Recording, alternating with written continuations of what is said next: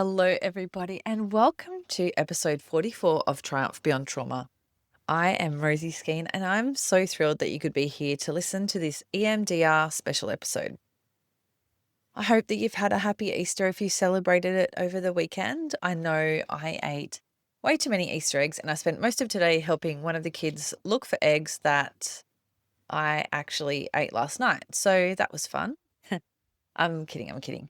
But seriously, I hope that you have enjoyed the break and did some things that were good for you.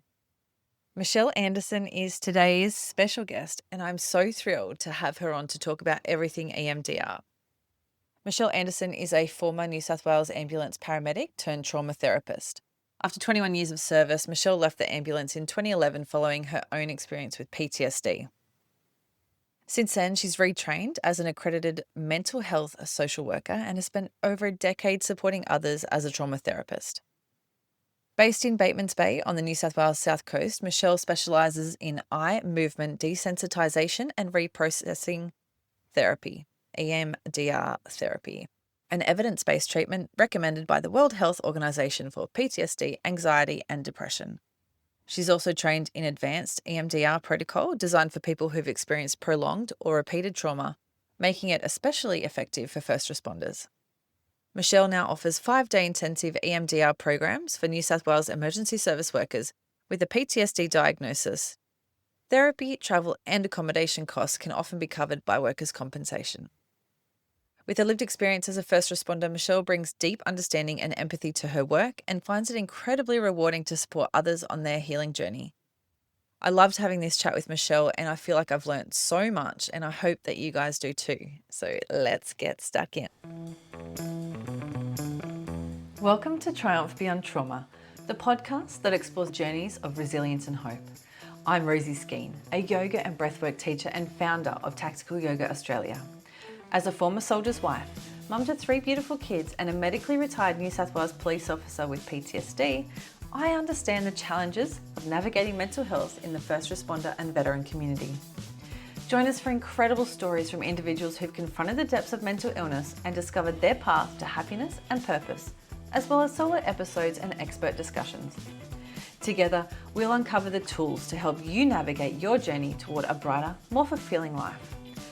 Whether you're looking for helpful insights, practical tips, or just a friendly reminder that you're not alone, Triumph Beyond Trauma has got your back. You matter, and your journey to a happier, more meaningful life starts right here. Michelle, welcome to Triumph Beyond Trauma. I'm so glad to have you here. Thank you, Rosie. It's great to be here. So you were a New South Wales ambulance paramedic? Yeah, for 21 years. 21 years. Yep. Yeah. Do you want to tell us how that came about and your experience within New South Wales Ambulance? Sure. So I started in 1989, so a long time ago. Feel very old saying that. So I had, when I left school, I did a few jobs, and I was actually working in Sydney at what was called the Futures Exchange, which is sort of like the stock market, but even riskier. And, I just sort of thought, this is not me. I'm not all that interested in the money side of things. So I was looking at either nursing or joining the ambulance service, and nursing had just gone to university-based training as opposed to, they used to train nurses in the hospital setting. So I thought, you know what, I don't really want to do a uni course. So I applied for the ambulance service and got in. So that was, 1989, and stayed until 2011. So, and then, left because of PTSD. But so I started after my initial training, which was in Sydney at Rozelle. My first posting was at Drummoyne Station. And so that was as a probationer. So I did that for a year, and then finished my what was then called level 2 training. All the terms have changed now, I'm sure. But so I finished my probation, and then my first posting after that was to St Ives in Sydney still. Was also called St Elsewhere, was the nickname, because we used to get sent all over Sydney because not much happened in St Ives. So we got sent here, there and everywhere. So mainly did just general duties, and I did a bit of work on the rescue truck when I was at St Ives. Then I went to the Central Coast because I was commuting from the Central Coast. I've got a transfer up to Ettalong, which is where I grew up. Yep. Good old Ettalong. Worked there for a while and Point Clare, and then got a transfer to Hawkesbury River Station, which it's on the freeway. It was called the F3 then. It's called something else now, but it's basically at Hawkesbury River at Brooklyn. So I was there for probably about 6 years. And so most of the work there was, as you can imagine, was motor vehicle accidents, trauma. Yeah, yeah. And it was sort of a bit of a joke well, not a joke, not funny, but the humor, the duck humor. The duck humor joke. Yeah. Yes. It was like you'd sit there at the station and it'd start to rain, and you'd watch your watch and go, yeah, give it 20 minutes, 20 minutes, and the phone would be ringing, and that'd be accidents. So stayed there until 2000, and in 2000 there was 1999 it must have been like a big review of rural areas within the New South Wales Ambulance Station, and so there were quite a few positions being advertised in rural areas. So by that stage I'd met my husband. We worked together at Hawkesbury River Station, and we decided we wanted to go rural, and we looked at the stations that were on offer, and the South Coast appealed, so we applied and moved down to the South Coast in 2000. So a big change from working in the city, where you sort of go home from work in the city and you're totally anonymous to your neighbours, like no, and when in the shops and stuff like that, no one knows who you are. But you come to a rural area and all of a sudden everyone knows what you had for dinner last night if you went to the local Chinese, or where your kids go to school and all that sort of thing. So that was a little bit of a culture shock. It's pretty confronting, right? Yeah, Not being anonymous. yes, there's a little bit of pressure associated with that too. Yeah, absolutely. I remember my first day at Ulladulla Ambulance Station, and my new partner, introduced ourselves, and I was actually the first female to be stationed there. They'd only ever had males there at that stage, and he said to me, "Oh, so your kids are going to Milton Public?" And I'm like, "Yeah." Yeah, I'm thinking, how does he know that? "Oh, and you had Chinese for dinner last night." I'm like, "Oh, what have I done?" yeah. This feels really weird, but you just get used to it, and there's heaps of positives, like to being known in the local area. I mean, now the local area is much bigger, especially since COVID. It's much more populated, and you can go to the shops without having to factor in an extra half an hour For because chat. you get them. Yeah. So basically, I was there for 11 years. I developed PTSD, as is very common. And I also had a back injury, so I had to have surgery on my spine. So I had a bit of a double whammy there, and ambulance service wasn't overly supportive. Surprise, surprise. Yeah. So anyway, I ended up resigning. I didn't get medically retired though. Yeah. So I resigned in 2011. I had a really supportive GP who was amazing. He used to be a paramedic. He was a train driver, then a paramedic, then a GP. So he was really supportive, which was great. I had a good psychologist. I did have an inpatient admission, which was, I don't recommend it if you can avoid it. wasn't great. And yeah, so that was 2011, and I was you know what it's like. PTSD, it's like the carpet's pulled out from underneath you. And your identity is so much around your job. So it was a couple of years of really not knowing which way was up, and wasn't a nice time. I think too, sorry to interrupt, but No, not at all. again, being in a small community though, and then having that identity and then not having that identity anymore, but people sort of, people always question it as well. Like, why aren't you an AMBO anymore? Or why aren't you a cop anymore?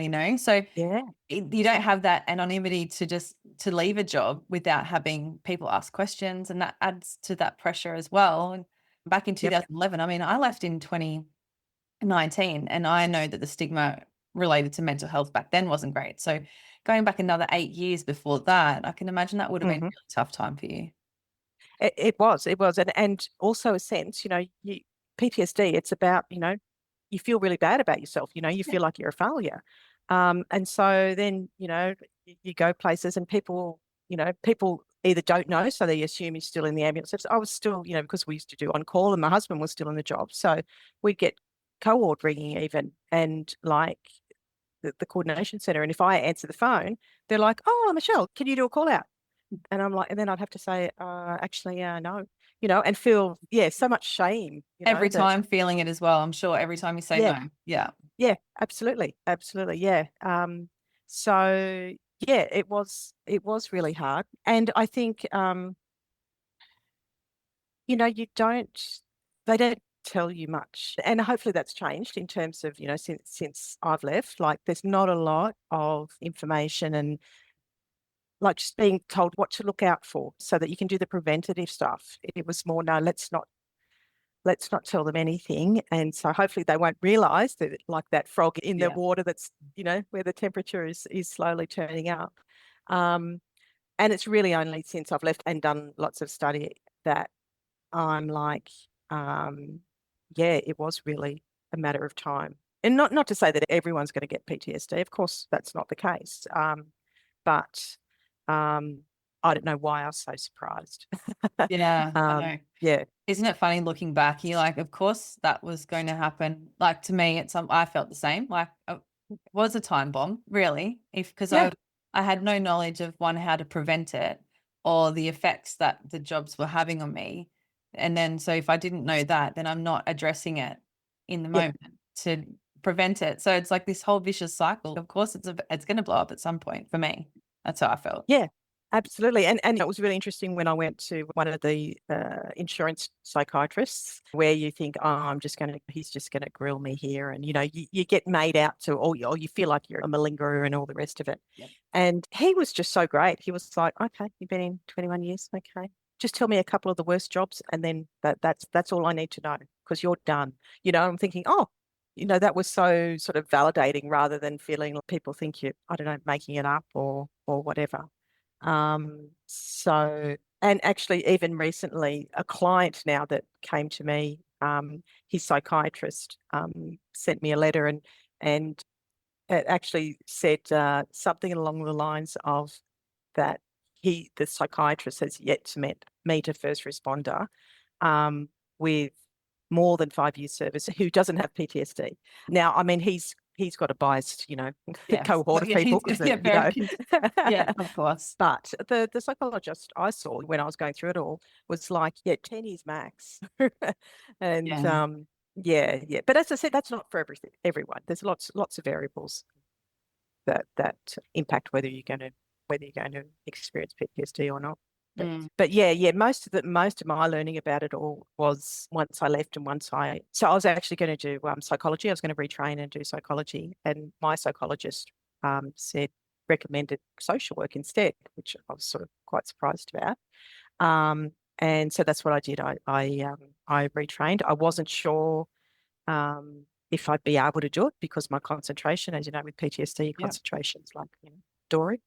And so I started really slowly. I just did 1 unit of uni just to see if I could actually sit there and think and take things in. And it was actually that, I think, for me was a bit of a turning point because, again, when you're in emergency service, there's that sort of cultural thing that you're only good for that job. And if you can't do that job anymore, you don't have any transferable skills, which is just so not true.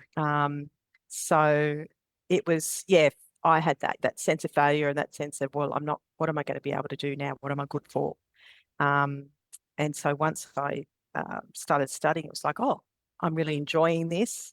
And then I had to go to residential school, and one of the lecturers was just having a chat in a break one time, and she was like, oh, you'd have heaps of transferable skills. I still remember this, and I was thinking, oh, really? Would I? Sort of like, yeah, Please write a list. yeah. So anyway, I did the social work degree, and then I started working in mental health services because that's where I was drawn to. Like, it resonated with me. It resonated with me way back as a 20-year-old when I first joined the ambulance service. The mental health type of jobs that I went to, I was like, yeah, I I like these jobs. They're not for everyone, and sometimes colleagues get frustrated with patients and stuff. But I was like, yeah, no, I really like this sort of work. So yeah, so I went back to New South Wales Health, but obviously, yeah, a different branch with like first it was inpatient mental health, and then I went to community mental health services and I worked in domestic family violence, sexual assault, child protection counselling, um, basically trauma related um, services. And How was that? it was great. Yeah, Yeah. yeah, Yeah. yeah. Oh, good. No, it was really good. And I think it was good to actually have a period of quite a few years of working with clients outside of emergency services stuff, um, because I think if I went into early, I wouldn't have been ready for that. Yeah. Um, yeah, so I did that, and then I ended up. That was almost like 30 years with health altogether. When I think of the 21 years with ambulance, and then back to community health, New South Wales Community Health Services. That I was like, I think I feel a bit institutionalized. I want to sort of step out away Yeah. from that. And then I started working for Fortum, which I don't know if I do you've know. heard of Fortum. Yeah, yeah, yeah. So I worked in the clinical services sector of Fortum. And so that was with all first responders, police, fire, ambulance, SES, border force, AFP, you name it. And I really just loved it. It was all telehealth. So I did that for just a bit over a year. And then I was like, you know what, while I like telehealth, I was just craving to get back to some face-to-face work. And that's when I sort of left and set up private practice. Um, yeah, That's so interesting. How was it working again with first responders in a different capacity, obviously? How did you find out? Was it like sort of coming home to your friends again, or did you have yeah. like a period of struggle, or how No, did you no, find it was sort of like, because I wasn't sure whether it'd it? be like, oh, is this going to trigger stuff in me? Um, but it wasn't like that at all. It was, and it was really interesting that first, that initial appointment that you have with someone, and I'd say, oh, yeah, I was paramedic. And not in a big note myself way. It was Yeah. more like that's just my background. And you could see people just sort of relax and go, oh, okay, you Yeah. get it. Yeah. And I Yeah, thought, you yeah, drop, yeah, yeah. yeah, you can, yeah, drop all those little insecurities that you might have because so many people don't get it, right? Yeah. That service Yes. related trauma. So to have someone, you're like, that's a whole thing I don't have to explain. Yes. Yeah, exactly. And you could actually see sometimes people would go, oh, okay. And you could see, or they'd say, oh, you get it. Or you just see like their body language, their shoulders that sort of relax a bit. They go, Yeah. okay, all right. So yeah, so I really liked it. Just to backtrack, when I was still with health, I did training in EMDR. Up till then, that was when I was with the domestic family violence and the sexual assault service, because health was a little bit like EMDR has been around since the late 1980s, so it's been around for a long time, but it was a little bit uh, people were cautious about it if there was any sort of legal matter happening, because what EMDR does, sort of, it desensitizes and makes memories less vivid. So if someone's going through like a court case, of course, their solicitors want them to be able to You want them to remember be stuff. sharp. Yeah. Yeah, yeah, yeah. So with health and things like sexual assault, um, they really didn't want you to be doing that sort of therapy until the legal stuff was out of the way. And it was like, so yeah, but health was getting more accustomed to accepting that as a form of treatment. And there are like 3 evidence-based treatments for PTSD, EMDR being one of them. So I trained in cognitive processing therapy, which is one of the other evidence-based treatments. I didn't train in prolonged exposure, which is the third type of treatment that's evidence-based for PTSD. I just didn't like the idea of prolonged exposure is a lot of talking about the different traumas. So you're desensitizing by talking about it. And I wasn't drawn to that. It's like, Yeah. oh, that sounds much too painful to me.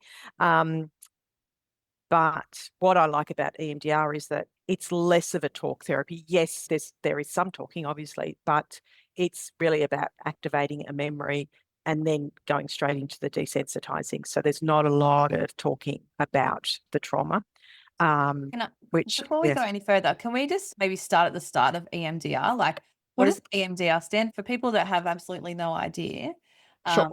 about it, can you just explain that a little bit? Yeah, absolutely. So it's a mouthful. Yeah. It stands for eye movement, desensitization, and reprocessing. So it was developed in the late 80s. I think it was 1987, and it was a psychologist in America, Dr. Francine Shapiro. So she was a psychologist and a researcher, and she was walking in a park in America. She was thinking about something that was disturbing to her. I don't think it was ever actually identified. I don't think she actually said what it was, but she was walking through this park and she was thinking about something that was disturbing to her in memory.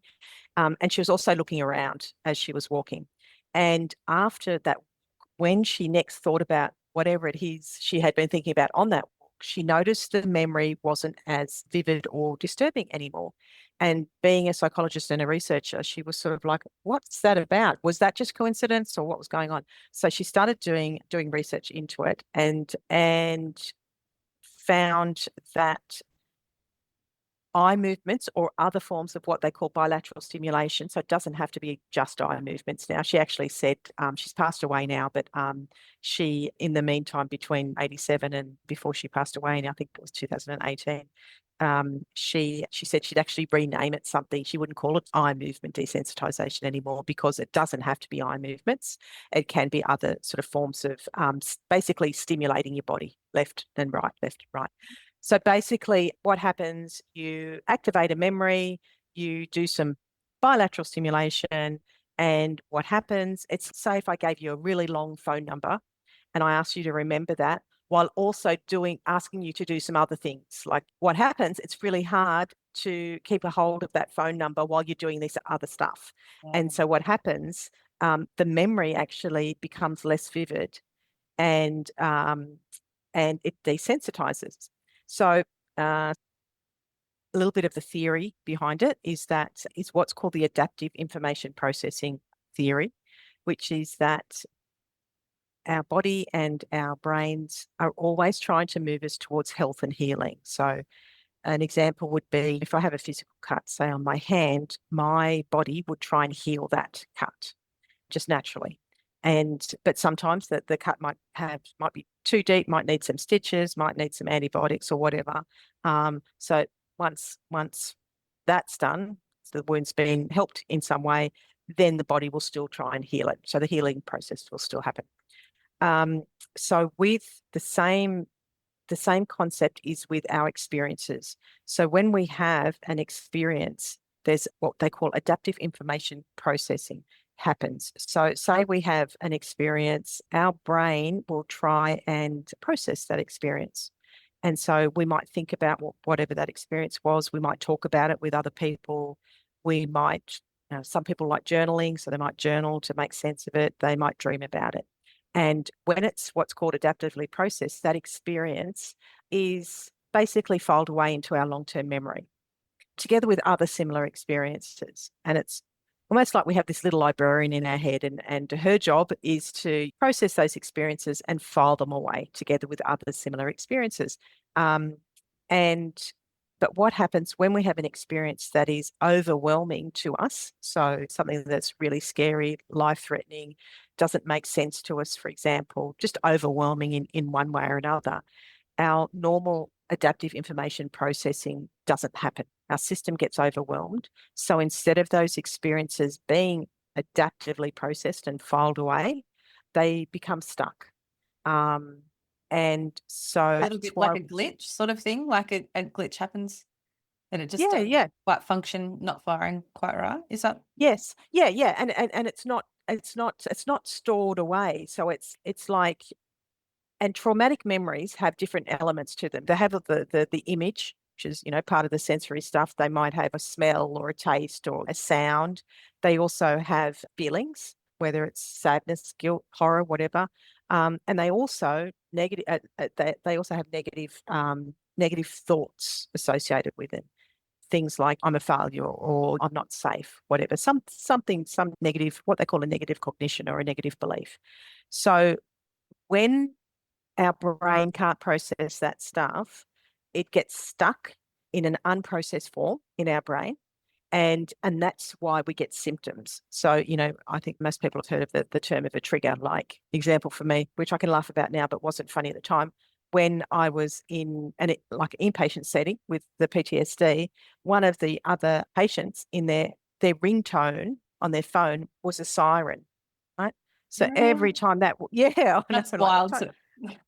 Totally not appropriate. That's So every time that went off, my heart was like, yeah, sweating and all the rest of it. That's a trigger. So the sweating, the heart racing, they're the symptoms, an unprocessed memory or memories. And so it's like you're back there. You're ready. You're that ready to coiled go spring. again. Yeah. So that's an example of symptoms from an unprocessed experience or experiences. So what happens with EMDR is that when we activate a memory and we do this bilateral stimulation, they also call it dual attention stimuli. So whether it's the eye movements, whether it's we can tap from side to side, there's different ways of getting our attention. And when we do that, we start to desensitize or make that memory less vivid. And so when we bring down that level of disturbance, our brain's natural information processing system kicks in. And because the thing that stops it processing in the first place is that the experience is overwhelming. It's too big. When the disturbance is too high, that librarian cannot do her job. So, but when we bring the disturbance down, it's like, oh, okay, yep, we can go now. We can actually, the brain can do its processing. And so we desensitize it, first of all, with the eye movements or other forms of stimulation. And then what happens, which is really quite amazing to see in action, is that more adaptive or helpful information starts to come in. So you might do, say, some stimulation, some eye movements, for example, for 30 seconds, and then we stop. And I'll ask the client, what are you noticing now? And it might be, oh, that tightness in my chest has moved, or it's less intense or whatever. So we're just making sure that there's some processing happening, there's some movement. So we'll stop every 30 seconds or so. And as the desensitization happens, it allows for more helpful, positive information that's already up there in our brains to in with that memory. And things a person might say, oh, I was doing my best there. Like the more helpful information will just start to connect, and you can see the look in their face. It's like, oh wow, I knew that on one level, but I didn't feel it. So it's because we desensitize, we can actually let the brain make connections with that really helpful information that's already up there, but it wasn't able to connect with that information because the stuff was too disturbing to the system. So we're just stuck in the negative of the situation and not able to process anything that could have been positive in relation to it. Yes. So we could say to someone else, usually we're kinder and more compassionate towards other people. We might say to a colleague like, oh, no wonder you felt like that. But when it's ourself, our brain can't make that connection. But once we start to desensitize it, that's when the links are made. And it's a rewiring, and that's where it's really good, because it's not a lot of talking about. We don't have to go into that memory in detail, as long as we know that the memory's been activated, it's been brought into short-term working memory, and then we do the dual attention stuff, and then the desensitization happens, and then the links start to be made. And so what we do once we get that disturbance right down to what we have a scale 0 to 10, and it might start off as 6, 7, 8, 9, 10. 11 out of 10. And so gradually it comes down. Ideally, we want it down to a 0. But sometimes we can't get it to a 0 because it's not realistic. Say if we're talking about a really horrendous job, people died, a child died, whatever, that's never going to be a 0 because that's really sad and horrible. But if we can get it down to a 1, okay, a 1 out of 10 rather than a 10 out of 10, that adaptive information processing can kick in. So we get it down to either 0 or 1, that level of disturbance.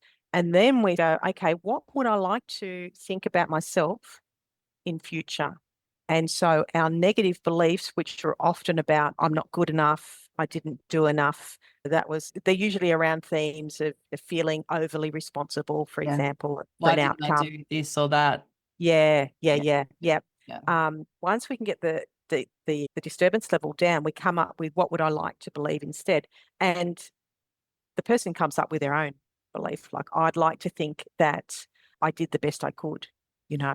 And then the reprocessing part of the EMDR, so the R part, is actually filing that now desensitized memory away into long-term memory with that new helpful belief that I did the best I could. And so what it's doing, it's allowing the brain and the body to put that stuff where it belongs, which is in the past. So rather than being triggered anymore, what happens is there's a sense that that stuff's now in the past where it belongs. Yeah. And it couldn't that couldn't happen at the time of the actual incident because our brains were overwhelmed. Yeah, does that make sense? Yeah, it does. So it's not to say that you won't remember that incident or say one incident anymore, but you'll have a more positive outlook on what happened and you'll be remembering in a more positive mindset than just being stuck in that negative all the time about it. Is that right? Absolutely. Yes. Yeah. And also you won't get that, there's a gradual reduction in the triggers. You won't get So the triggered as often. symptomology. Yep. Yeah. Yep. And I did some training in a particular, so there's what's called the standard protocol for EMDR, which is where you identify a target memory and you reduce the disturbance, and then you get the more positive belief and you file it away, and you do it one by one. But there is another protocol which is, I think, really great for first responders, because there's not just going to be one memory. There's going to be lots and lots of memories. This is what I've been thinking, actually. Yeah. Yeah. So what you do is you get the person to actually what we call run a mental movie.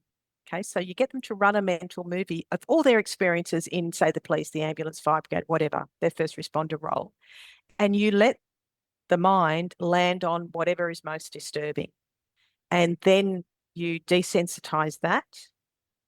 And before we do any reprocessing, we run the mental movie again and go, okay, what else is there that's disturbing? And then we reprocess that. We desensitize that. And so we run that mental movie as many times as is needed until the person can run that whole movie without there being anything disturbing. And then we do the reprocessing part. Okay, now when you think about your experiences as a first responder, what would you like to think about yourself? For example, yeah, I did the best I could, for example. And then we file that away. So we can actually work on a theme rather than identify specific individual, have a target of 10, 20, 30, whatever. And the other thing that's really cool about EMDR is what's called the generalization effect. So once we start to desensitize memories, the brain will generalize to other similar experiences. So it's not like we have to work through every single target, because the brain just, in the background, we don't have to think about it. There's no homework or anything. The brain will just keep on processing in the background, and it'll connect with other similar jobs and desensitize those. That's incredible. Just sort of like, oh, you're sort of the same. Let's deal with that. And you're the same. Let's deal with that. Yeah. And it's subconscious. You don't consciously do it. You don't know that you're doing it. I just think of that little librarian after running that movie, all those books that she's putting away.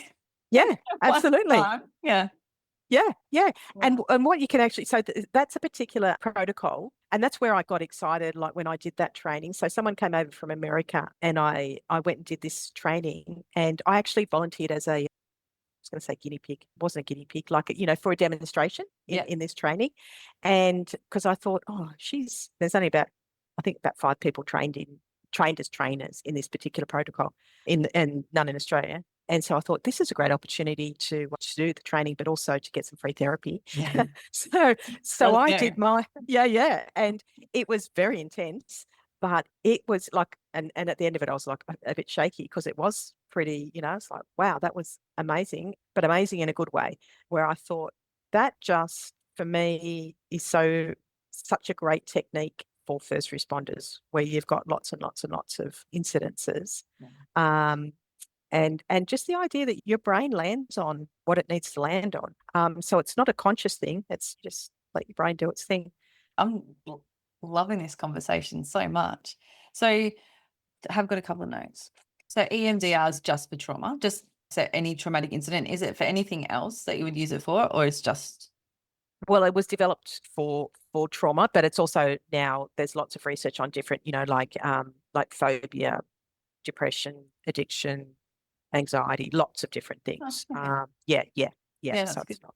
So can it be used as a standalone therapy, or can it also be used in conjunction with other therapies, like the cognitive behavioral therapy and medication as well? Can you Yeah, use if you're medicated? Is there anything? Yeah. yeah, absolutely. Yeah. No, it's so there are 3 evidence-based treatments for PTSD. So there's the prolonged exposure, which is a lot of like talking about it, and that's the desensitization. Yep, it's a talk therapy. The cognitive processing therapy, which is again a CBT-based talk therapy, where you sort of uncover those negative beliefs and you do homework in between. So you're challenging those beliefs. And then there's EMDR. So yes, it can definitely be, it's a standalone treatment, but it also can be used as what they call adjunctive therapy. So together with other, whether it's the prolonged exposure or the cognitive processing therapy, and also together with medication. Yeah, so it can be used for either standalone or together with other therapies. Yeah. And do you? I noticed I had obviously a deep dive into your website. You do intensives.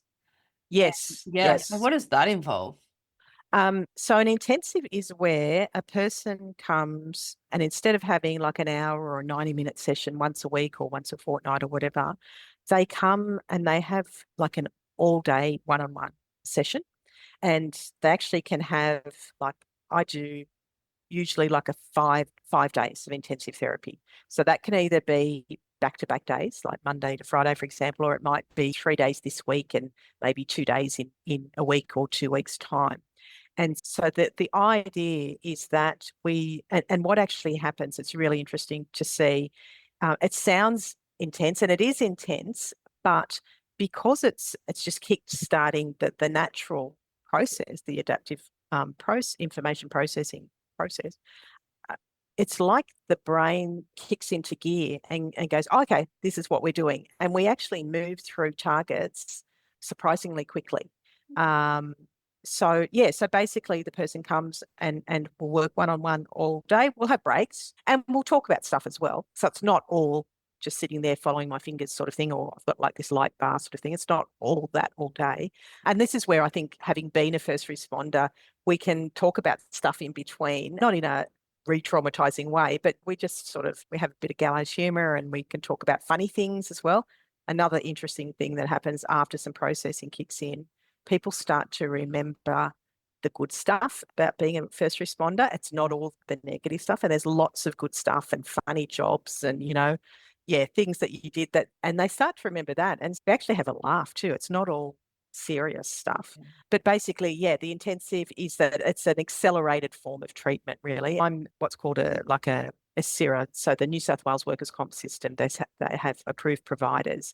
And so if a person is under the workers' compensation system in New South Wales and they're a first responder, then they're usually, and they've got a PTSD diagnosis, they are often eligible for an intensive, meaning that workers' comp will cover the cost of the treatment, but will also cover the cost of the accommodation. So they don't have to live near where I am. They can actually come here, and it's like this, they can come like a mental health retreat if you want. They come, they get booked into a local motel covered by workers' comp. So they'll come here during the day, and then at the end of the day, they can go back to the motel and just chill in a sort of a holiday area. So they can go fishing or go to the beach or just walk along the water or whatever. They can go and get a pedicure or a manicure or go to the pool or go to some yoga or whatever. So they can do some self-care stuff in between. And so they come for the 5 days. And as I said, it can be 5 consecutive days, or it might be a block of 3 days and then a block of 2 days. And then they go back. And so if they're already working with a therapist, maybe a therapist that doesn't do EMDR, they can go back to that therapist after the EMDR intensive. So it can be what they call an adjunct therapy. Yeah, so That's that's so sort of great what. to know that, that the workers' comp system in New South Wales will cover that in the travel and accommodation to go and have that therapy, because that's, I think, one of the things that turns a lot of people off, isn't it? Like having all those extra costs or trying a Absolutely. therapy that's not approved, because it just Yes. makes it so much harder to try different things that might work for you. Yeah, yeah, absolutely. And that is, I suppose, one nice thing I think about, you know, being a first responder is that obviously the workers' comp system have identified like a small category of people, so first responder and a PTSD diagnosis. And if it's a evidence-based treatment, they will cover that cost, which is, to me, it's really validating like that. Yeah, this is needed and it works on it. And I don't want to overstate it, because it's not like after 5 days it's sunshine and everything's wonderful again. But it, as I said, it's evidence-based, and it just brings that level of hypervigilance and just an avoidance we work on. And that's the other thing with EMDR. It's called a three-pronged approach. So we look at what are the current triggers, what are the previous experiences, and also what they call a future template. How do I want to handle things in the future? So things like I've been avoiding going to the local shopping centre, for example. Okay. Yeah, me too. Me too. Everyone, I think Yeah. that's a common thing. I don't want to see people who know me, and when it's overwhelming to my nervous system. Anyway, the supermarkets and stuff. So, okay, let's imagine you going and doing that after you've and so we run again a mental movie, and we can desensitize potential barriers. Like, your brain will come up with, oh, what if I see someone? And like, just an example, like when I bumped into a former colleague at Bunnings, Christmas time just gone. And so I didn't have EMDR treatment myself when I was going through PTSD. I didn't even know about it. And it wasn't suggested to me. So I had the more traditional talk therapy. But training in EMDR, I've reprocessed a lot of my experiences. But anyway, Christmas just gone, I was in the local Bunnings, and I bumped into a former colleague who must have been on call because he was in full uniform and everything. And I just had a chat with him about kids and Christmas and what are you doing and all that. But it wasn't until afterwards I thought, hey, that was just like a normal conversation. Normally, I would have been doing that whole negative self-talk. What's he thinking about me? All of that sort of stuff. Yeah. And that just did not happen. And it was like, because now I know that, geez, I did the best I could for 21 years, and that was enough for me. And it doesn't mean that I'm a failure, that I couldn't do it for 40 years. Yeah. So it was just really interesting to reflect on that. I didn't get that heart racing. And also, when was it? Yesterday, I was coming, well, it might have been this morning, coming to work and driving through my normal town. And there's an ambulance coming the other way. As early morning, so they didn't have their sirens on, but they had their lights on. And I didn't get that heart Yeah. racing. I didn't get that feel sick in the gut or anything like that. It was just like, oh yeah, there's an ambulance. There's an Job. end. Yeah. So it puts the past in the past, basically. Yeah. We've talked a lot about the benefits. Are there any known negative side effects to EMDR at all? Well, I don't know if you would call it a negative, but what can happen is other memories can come up. Okay. Other memories can come up. And That you didn't but with know that you had, maybe like yep, yep, childhood sort of stuff? Is that? yep. Yep. Um, and so and that's okay. So with that mental movie thing, what we tend to do, because it's WorkCover are paying for this, so the first theme is always work-related stuff, Yeah. Yeah. and so we process that. But if other stuff comes up, and we have techniques to actually put that stuff aside into like a mental container. So if other things come up that are obviously associated some way, and it's not directly work stuff, so we try and really keep the focus on the work stuff and work through that. But if there are other things that come up, we can deal with those after we've done the work stuff. Yeah. Yeah. Yeah. And that's the thing. First responders, like anyone, they can have their childhood stuff and it doesn't have to have been big stuff. It could have been big stuff, but it can, who doesn't have experiences of maybe being left out at school or things that we don't even realize impact us. Yeah. And that's sort of again with when we're working through the work stuff. Sometimes if we don't get that level of disturbance right down, often there's what's called a feeder memory. There's something else there that might have been an earlier experience that's stopping it getting right down. And so we uncover that stuff.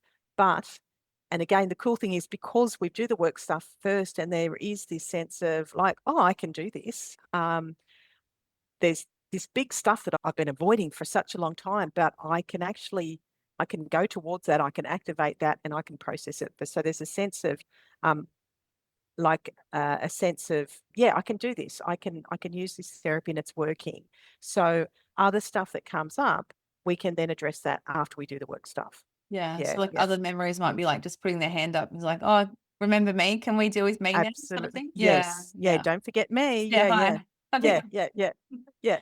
yeah. And so usually what I suggest in terms of the intensive and workers' comp, sort of the process is that the person goes to their doctor and we have a chat first and then see if it's a good fit. Because for some people, it might not be the time. So if a person says like acutely suicidal, it might not be the time to Yeah. do EMDR.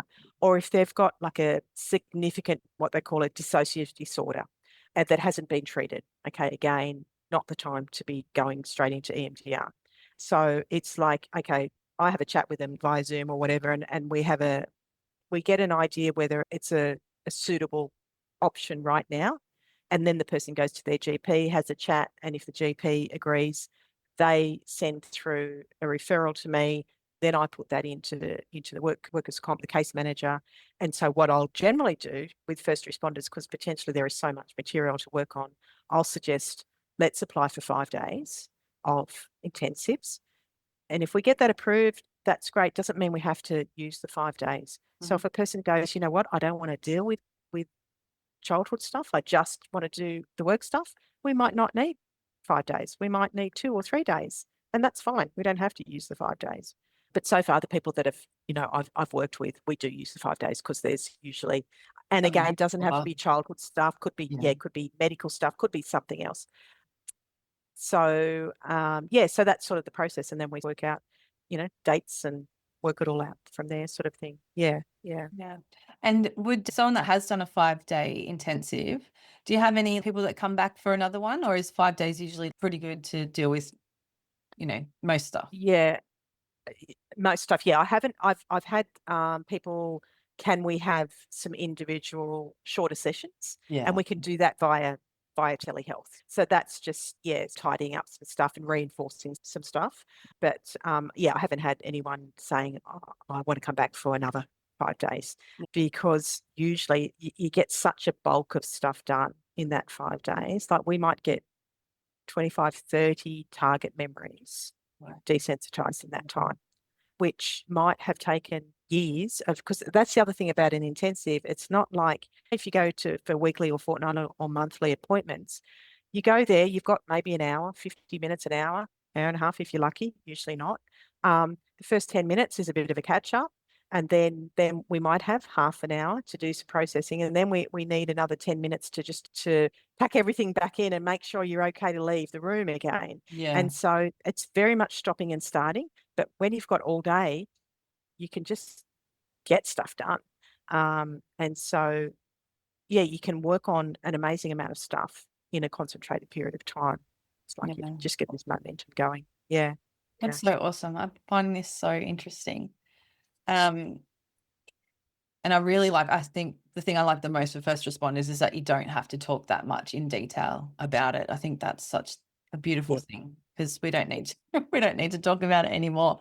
Really. No, absolutely. And that's, there's a technique called blind to therapist, which is basically, which I did when I was the guinea pig when this person came over from America, because I was there at the front of a group of people who are other therapists who were training in this particular protocol.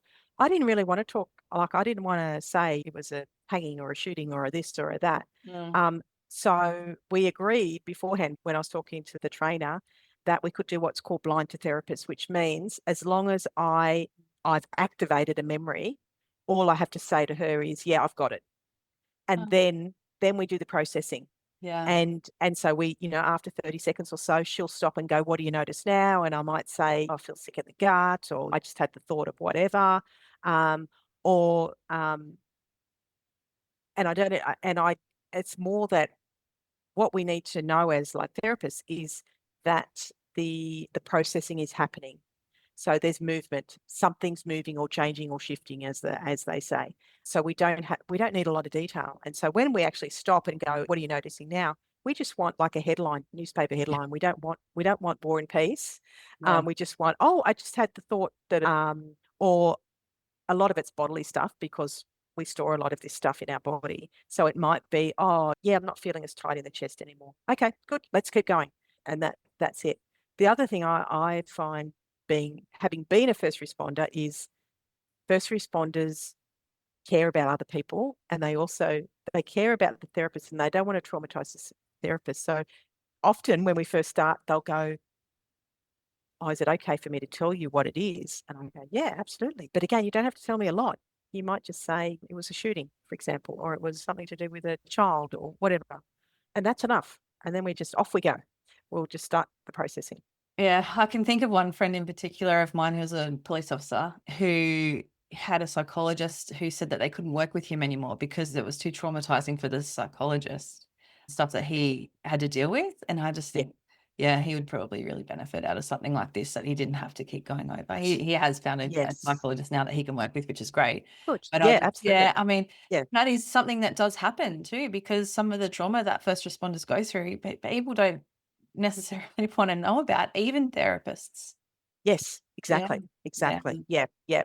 And as I said, they look at you. Like I mm, could see them looking at me going, "Is this okay to say it?" And once I say, "Yeah, yeah, that's fine," and you don't need to tell me in detail, so they'll just give me a little snippet, and then off we go. Well, and you can see them go, "Oh, okay, it's all right." Um, mm, Yeah, because and that's the other thing. PTSD is about turning away from that hard stuff because and and also just to normalize it, like it makes sense that first responders get PTSD because if we had to feel the whole everything yeah, associated with every job, we'd be a basket case, we'd be in the corner. So we have to put stuff aside. And if we put the stuff aside, our brain can't process it. So it's like this, it's dissociation. It's sort of turning away from that stuff. And so there becomes an accumulation of that stuff that we've turned away from. But when we're doing the therapy, when we actually learn that actually we can turn towards that stuff rather than turn away from it, and it's okay because we're doing it together, then it's sort of like, "Oh yeah, this is okay. I can do this." And it's not overwhelming. Um, yeah, which is really, really cool. Yeah. mm. In in relation to doing the therapy, Mhm. and then say afterwards, whether you do an intensive or, it's over a period of time, what are Mhm. some benefits of it in relation? Obviously, we're processing our trauma, Yep. but what about other things that we experience as first responders, like relationships can be strained, our physical health, like gut health is a big one I know that we deal with that we don't really know that we're dealing with. All of those Yes. other little things, can they be affected as well in a positive way? Absolutely, absolutely. I don't know if there's a book, it's a bit of a Bible for trauma called The Body Keeps a Score. Yeah. Yeah, Sure. yeah. So it's yeah, yeah, it's funny. I get phone calls from people. "I've just read this book. Yeah. Have you Body heard of keeps a it? score." Yeah, yeah. And they talk about but yeah, the body, it's interrelated. Like like a physical injury is never just physical. It's got the psychological element and vice versa. We have these psychological injuries that do impact our body as well. So when we actually deal with the unprocessed memories, those symptoms decrease. So we get a sense of, okay, we've worked through that stuff. Now it's in the past. So we're not getting all of this, the physiological responses. So we're not feeling hypervigilant, meaning, and there's something called the window of tolerance. Those who have had therapy will probably, so when we're inside our window of tolerance, that's where we can tolerate challenging negative thoughts, feelings, memories, etc. But when we move outside our window of tolerance, that's where we can feel angry, irritable, anxious, panicky, rage, or we can feel shut down. When we start to process this stuff, our nervous system becomes more regulated. So we're not as jumpy, we're not as irritable. So of course that's going to be beneficial to our relationships. And we're going to be able to go to the shops without having to avoid it. We're going to be able to socialise again. And again, I don't want to overpromise and underdeliver. I prefer it the other way around. Yeah. But it can be like this gradual, oh, I bumped into someone and I didn't get this big response. So maybe, does that mean I can maybe contact a friend who I've been avoiding because I've been really down on myself, and then just start a new normal, getting back into living the way you want to live, rather than feeling like feeling ashamed of yourself or like a failure, or feeling like scared because this stuff feels present. So it is about putting it in the past, and so we can actually do the stuff we want to do in life. Yeah. Yeah. I've only got one more question for you, and that is, I feel like we've been talking, because we're talking about PTSD, normally a high percentage of people would have left whatever agency they were with. Can this be used, and like, I know that we covered that eligibility with workers' comp, you have to have the diagnosis of PTSD, but say someone is currently serving in a first responder agency and maybe they don't have a PTSD diagnosis, so obviously it won't be covered by work cover or whatever, but can they use this EMDR? As a preventative. EMDR as a preventative? Because I think that's so important to sort of get on top of it if they can. Absolutely. Absolutely. Yeah, So it is about learning how, about processing the stuff that's there already. So you don't have to get to the stage where, I don't know, for me, it was, I can't do this anymore. It was like this, my body was like, nah, you're not doing it anymore. So you don't need to wait to get to that stage. You can use it as a preventative. Absolutely. So work through anything that you haven't worked through. And then also there's this great technique in terms of the originator of this particular protocol. He actually recommends to first responders actually doing a particular technique where at the end of each shift or each day, they process their stuff using a particular technique. So again, as a preventative thing. Yeah, which is really good. Yeah. So it doesn't have to be, you've left the job. It could be you're noticing some stuff and you want to get on the front foot and work through whatever is the stuff that's stuck, that's creating this feeling. And then you also develop strategies for, okay, how do I process stuff as it happens as well? Yeah. That's fantastic. I'm such a big believer in keeping, good people in these jobs because we need them. So if we can, have some ideas of how they can help themselves before it gets to the stage where they have to leave, I think that's fantastic. Yeah, absolutely. Awesome. Thank you. Thanks so much for coming on, Michelle. It's been like a real joy to learn about something that I haven't experienced myself, which I think I'm going to think about doing it now. But I think just getting the knowledge out, I'm really huge on increasing the literacy of the first responders and what's available to them, because like you said, sometimes you just don't know what you don't know, and you don't know what's available to you.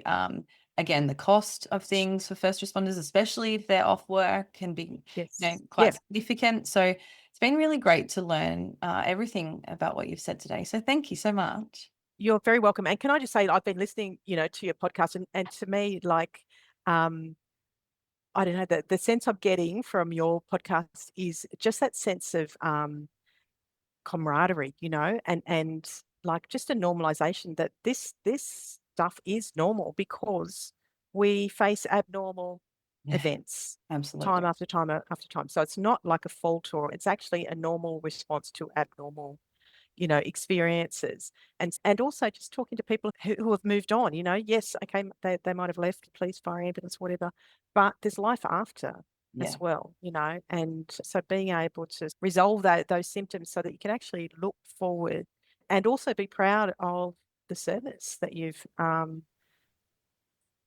for the community, rather than feel ashamed of yourself. I think talking about this stuff, and just I've really enjoyed listening to your podcast, and listening to what other people are doing and moving forward, and as I said, having feeling good about themselves rather than the opposite, because people should, because it's a hard job that not everyone can do. So I think actually being proud of yourself is not in a wanky way. No, not wanky, not egotistical, just like, it was. And also, as I said before, being able to connect with the good stuff about your service as well, the fun stuff, being able to remember that. And yeah, it is really important as well, because it's not all hard stuff. There's great stuff as well. That's right. And like you said, we can get stuck in that negative for a little bit too long and not realize how good some of those times were. So Yeah, absolutely. Yeah. Thank you so much. Thanks again for coming on. It's been great. You're very welcome, Rosie. Thank you. I hope you've enjoyed today's episode. If you have, make sure to hit subscribe so you never miss any new ones. We release fresh content every Tuesday. And while you're there, take a moment to leave us a review. I would genuinely appreciate your thoughts. Don't forget to connect with me on Instagram and Facebook at Tactical Yoga Australia and share this episode with your friends, family and workmates to spread inspiration. Your support means the world. My name is Rosie Skeen. Join me again next week for another empowering and positive episode of Triumph Beyond Trauma. Until then, be kind to your mind and trust in the magic of your consistent and positive efforts. Triumph beyond your trauma is closer than you think. Have the best week.